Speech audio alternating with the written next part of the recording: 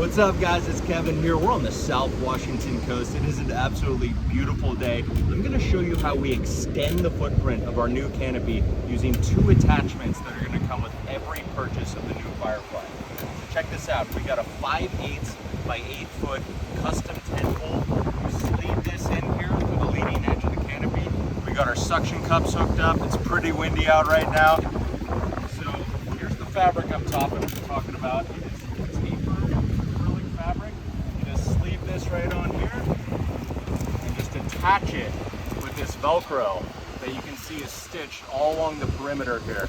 And I can tell you this is roughly 12 feet long. It is super strong over this distance. Just gonna pull this taut all the way down. And boom, you're done.